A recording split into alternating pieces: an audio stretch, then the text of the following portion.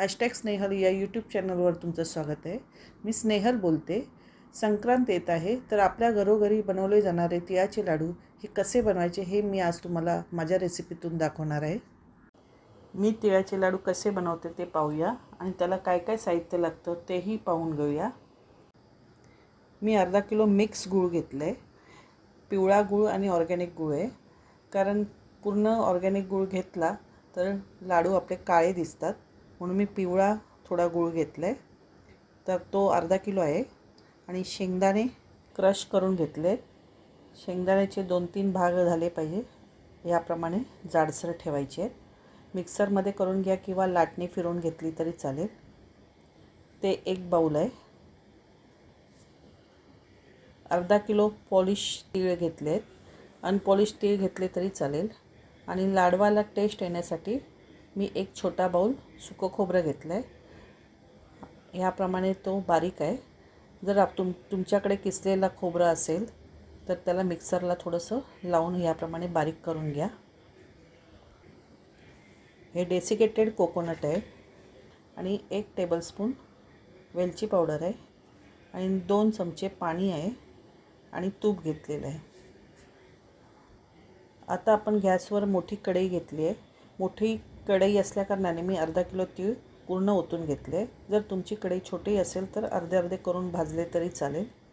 तीळ आपल्याला व्यवस्थित चांगले भाजून घ्यायचे।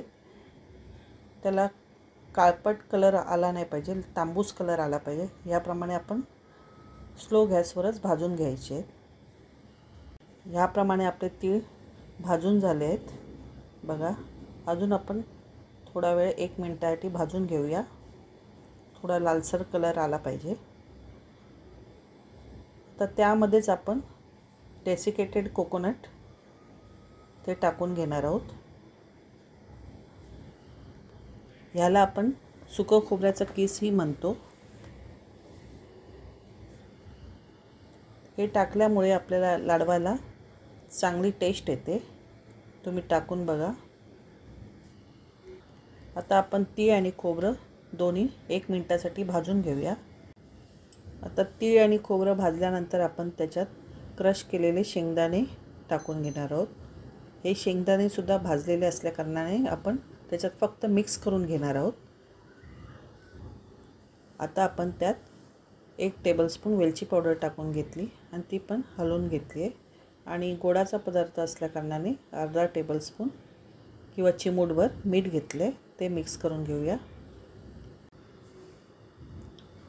आता 1 टेबलस्पून तूप घालून त्यात अर्धा किलो गूळ ओतून घेऊया आणि त्याला गरम करून घेऊया। गूळ विरघळत आला आहे। पूर्ण विरघळल्यानंतर आपण गॅसची फ्लेम स्लोच ठेवली आहे। पूर्ण गूळ विरघळल्यानंतर आपण त्यामध्ये आता 2 चमचे पाणी घालून घेणार आहोत, कारण गुळाचा पाक कडक झाला नाही पाहिजे। त्यासाठी आपण 2 चमचे पाणी घालून त्या गुळाच्या पाकाला शिजवून घेणार आहोत 1 मिनिटासाठी। बघा, ह्याप्रमाणे जास्त शिजवायचा नाही, नाहीतर पाक कडक होऊ शकतो। आता आपण चेक करूया आपला पाक तयार झाला आहे की नाही। त्यासाठी मी एका छोट्या बाउलमध्ये पाणी घेतले आणि 3-4 थेंब त्यात ओतून घेणार आहे आणि त्याची गोळी तयार होते का बघणार आहे। बघा, याप्रमाणे आपण पाक चेक करूया। गोळी तयार होत आहे म्हणजे आपला पाक तयार आहे। तर गॅसची फ्लेम आपण आता बंद करून घेऊया।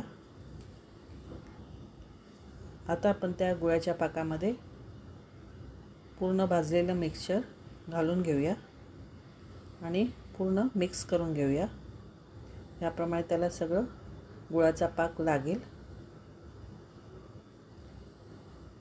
मिक्स करून झाल्यानंतर थोडं 1 मिनिटासाठी आपण त्याला थंड करूया।